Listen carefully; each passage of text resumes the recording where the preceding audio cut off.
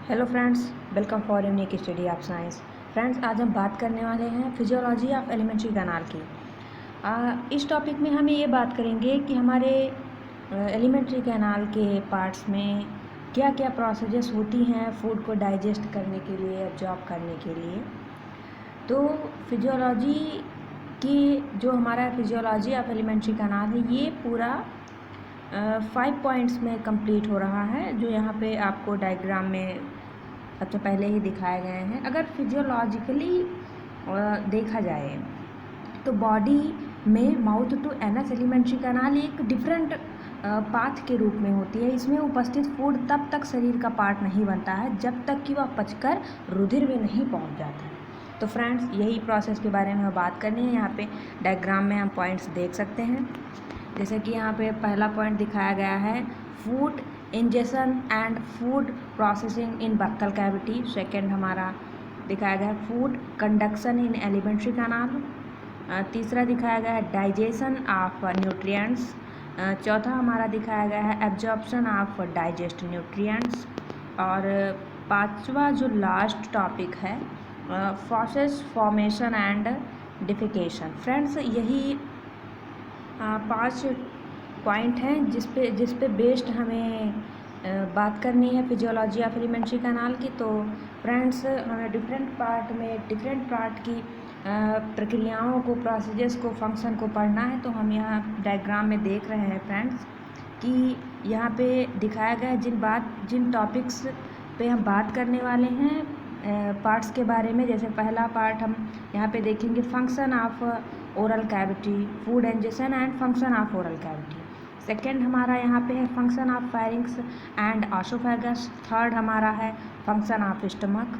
फिर चौथा हम पढ़ने वाले हैं function of small intestine. Small intestine में जैसे हमें पता है कि फूड का एब्जॉर्प्शन भी मोस्टली होता है, तो ये भी हम एब्जॉर्प्शन ऑफ न्यूट्रिएंट्स भी पढ़ेंगे। एंड पांचवा एंड लास्ट है ये फंक्शन ऑफ लार्ज इंटेस्टाइन, जिसमें प्रोसेस फॉर्मेशन एंड डिफिकेशन।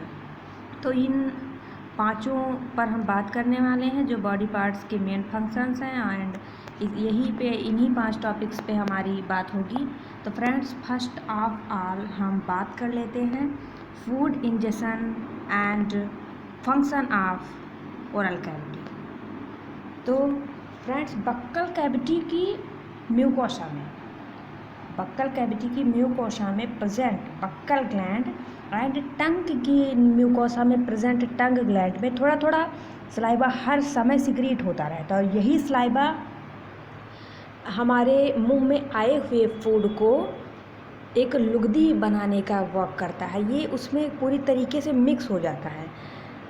जैसे ही फूड कैविटी में पहुंचता है, वैसे ही ऑटोनॉमस नर्वस सिस्टम के कंट्रोल में कैविटी के external set important multi cellular salivary gland में से सिक्रीट सलाइवा कैविटी में आने लगता है।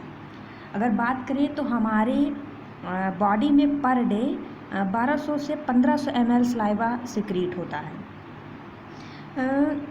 सलाइवा में thiocyanate ion and lysozyme enzyme होते हैं जो बैक्टीरिया को नष्ट करते हैं। फ्रेंड, फूड को च्यूइंग करने का काम तो हमारे टंग करते हैं, हमारे टीथ करते हैं। हमारी जीभ उनको उलट पुलट कर उसमें सलाइवा मिक्स कर देती है और पूरे बक्कल कैविटी में सलाइवा सिक्रीट होता है।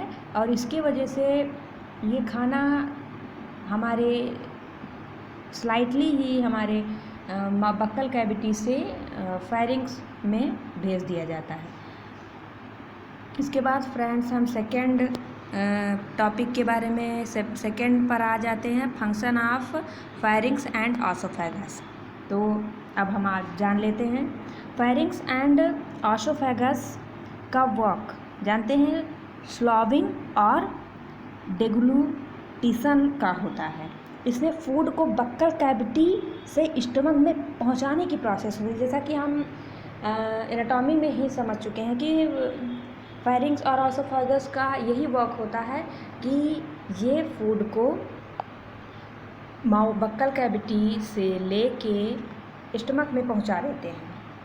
सो फ्रेंड्स, जो इसमें 2 स्टेप्स होते हैं, एक वॉल्यूमेट्री ओरल फेज और दूसरा इनवॉल्यूमेट्री फेरेंजियल फेज।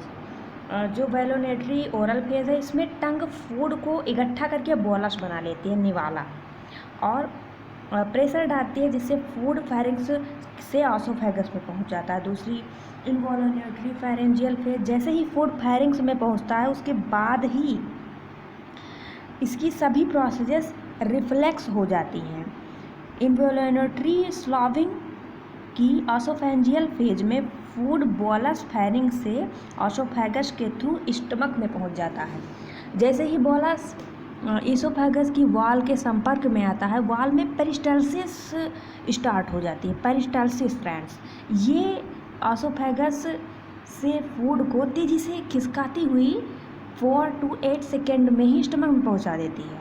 ऑसोफेगस की म्यूकस ग्लैंड से म्यूकस सिक्रीट होता है, बट इसमें कोई डाइजेस्टिव एंजाइम नहीं होता है। यही वजह है कि हमारे बक्कल कैविटी, फेरिंग्स और ऑसोफेगस में कोई डाइजेशन नहीं होता है। तो फ्रेंड्स, अब हम तीसरे टॉपिक पर बात कर लेते हैं, फंक्शन ऑफ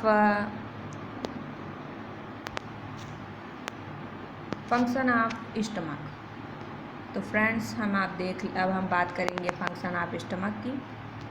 तो आइए देखते हैं।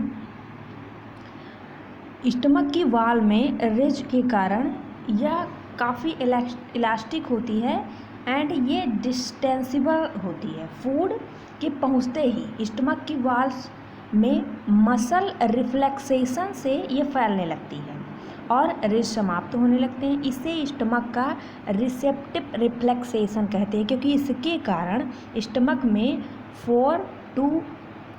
2 to 4 लीटर तक फूड इकट्ठा हो जाता है। स्टमक में फूड काफ़ी टाइम तक रुकता है। इसमें फूड में गैस्ट्रिक जूस मिक्स्ड होता है, फिर इसे स्मॉल इंटेस्टाइन की तरफ ढकेल दिया जाता है। स्टमक का जो फूड स्मॉल इंटेस्टाइन में पहुंचता है उसे काइम कहते हैं। काइम को अधपचा भोजन, हिंदी में अधपचा भोजन कहते हैं।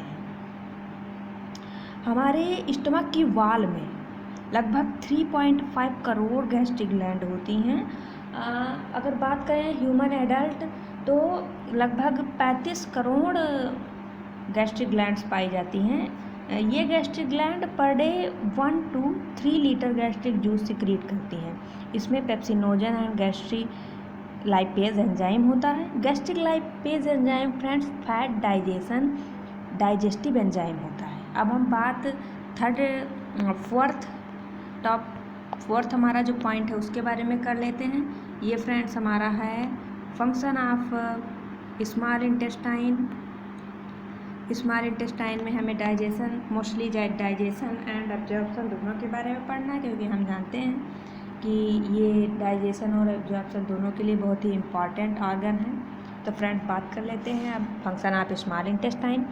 फूड के डाइजेस्टिव एंड डाइजेस्ट हुए सब्सटेंसेस का एब्जॉर्प्शन मोस्टली इंटेस्टाइन में होता है, जो कि हम जानते हैं। इसी वजह से स्मॉल इंटेस्टाइन काफ़ी अडेप्टेड होती है। इसकी वॉल में इंटरनल पैलेसी सर्कुलेरेंसी म्यूकस के विलाइस एंड माइक्रोमेम्ब्रेन के सेल्स के माइक्रोबिलाइस के कारण इसकी वॉल के इंटरनल सरफेस लगभग 600 गुना बड़ी हुई होती है। जो ही काइम स्मॉल इंटेस्टाइन में पहुंचता है, फ्रेंड अब प्रोसेस देखिए, जो ही काइम स्मॉल इंटेस्टाइन में पहुंचता है, इसकी वॉल में पेरिस्टाल्सिस मोशन होता है और वेब काइम को आगे की ओर खिसकाते चली जाती है। संपूर्ण डाइजेशन में 3 डाइजेस्टिव एंजाइम रोल प्ले करते हैं friends. Pancreatic juice, bile and intestinal juice. अगर पर डे बात करी जाए पैंक्रियाटिक जूस की, जो हमारे डिओडिनम में मुक्त होता है, ये लगभग 1.2 से 1.5 लीटर होता है। इसे पूर्ण पाचक एंजाइम कहते हैं friends, full digestive enzyme. Friends, हम बाइल की बात कर लें तो ह्यूमन में पर डे लगभग 800 से 1000 ml बाइल सिक्रीट होता है। बाइल में कोई डाइजेस्टिव एंजाइम नहीं होता। Bile lipid digestion and absorption में इम्पॉर्टेंट रोल प्ले करता है। बाइल काइम को सड़ने से बचाता है। बाइल पॉइजनस सब्सटेंसेस कोलेस्ट्रॉल के परित्याग के लिए एक्सक्रीटरी मीडियम है। अगर बात इंटेस्टाइनल जूस की करें तो डिओडेनम के सब म्यूकोसा में present Brunner gland and small intestine की म्यूकोसा में प्रेजेंट इंटेस्टाइनल ग्लैंड द्वारा सिक्रीट लिक्विड का मिक्सचर इंटेस्टाइनल जूस कहलाता है। काइम में उपस्थित जो रोगाणु होते हैं इसे को लाइसोजाइम नष्ट कर देता है। ये एंजाइम इंटेस्टाइनल जूस में उपस्थित होता है। लाइसोजाइम इंटेस्टाइनल जूस में प्रेजेंट होता है। अब बात जैसे हमने बात की, क्योंकि एब्जॉर्प्शन के लिए ये बहुत ही इंपॉर्टेंट ऑर्गन है हमारा स्मॉल इंटेस्टाइन, तो एब्जॉर्प्शन की बात कर लें।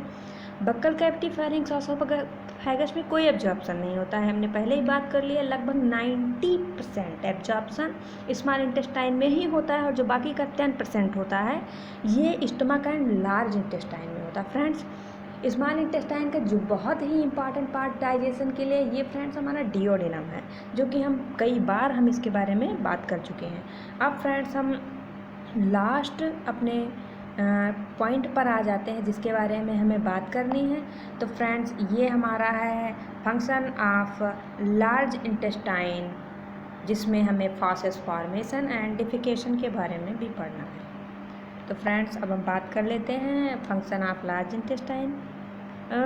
स्मॉल इंटेस्टाइन में per day 1.5 litre chyme ileocaecal orifice से होकर लार्ज इंटेस्टाइन में पहुंचता है। लार्ज इंटेस्टाइन में 3 टाइप ऑफ मोशन होते हैं: हॉस्ट्रियल, चर्मनिंग पेरिस्टल्सिस एंड मास पेरिस्टल्सिस। जब काइम कोलॉन के ट्रांसवर्स सेगमेंट में के मिडिल में पहुंचती है तो काफ़ी तेज़ी से मास पेरिस्टल्सिस होता है, जिससे काइम सीधे रेक्टम में पहुंच जाती है। और ऐसा मास पेरिस्टल्सिस दिन में लगभग 3 से 4 बार होता है। That is most important point friends, कि जो हमारा मास पेरिस्टल्सिस होता है जिसके वजह से काइम सीधा रेक्टम में पहुंच जाता है, ये दिन भर में केवल 3 से 4 बार ही होता है।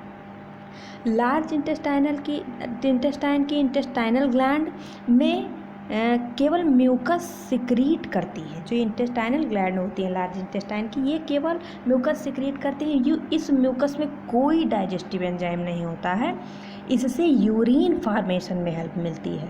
फ्रेंड्स ये भी बहुत ही इंपॉर्टेंट टॉपिक पॉइंट है ये भी।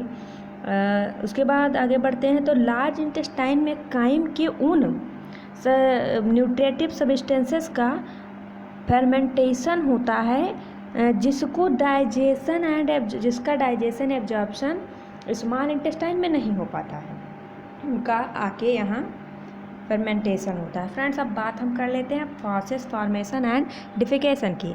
लार्ज इंटेस्टाइन में काइम लगभग 3 से 10 घंटे तक रुकता है।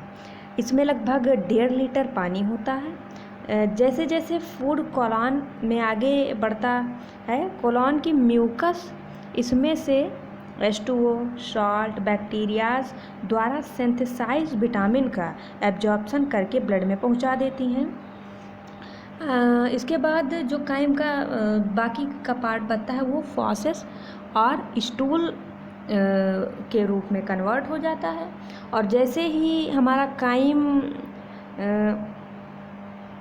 कोलॉन के आगे के पार्ट में पहुंचता है तो हमें फॉसेस और स्टूल की इच्छा होने लगती है। अगर पर डे बात करी जाए फॉसेस रिलीज़ करने की तो 150 से 200 ml फॉसेस पर डे रिलीज करता है ह्यूमन एडल्ट की बात फ्रेंड्स। तो हमने फ्रेंड्स पूरी फिजियोलॉजी ऑफ एलिमेंट्री कैनाल हमने अच्छे से स्टडी कर ली है फ्रेंड्स। तो अब इसके आगे के जो वीडियो हैं उसमें हम मोस्टली डाइजेशन के बारे में बात करेंगे। जो हम डेली डाइट में लेते हैं सब्सटेंसेस, जो न्यूट्रिटिव सब्सटेंसेस हम खाने में लेते हैं, उनका डाइजेशन कैसे होता है इसके बारे में हम बात करेंगे, समरी ऑफ डाइजेशन के बारे में। तो फ्रेंड्स, जिन डाइजेस्टिव न्यूट्रिएंट्स के हमें डाइजेशन के बारे में बात करनी है वो mostly carbohydrates, lipid and protein होंगे। तो नेक्स्ट वीडियो में फ्रेंड्स इसके बारे में ही हम बात करेंगे। Thank you so much.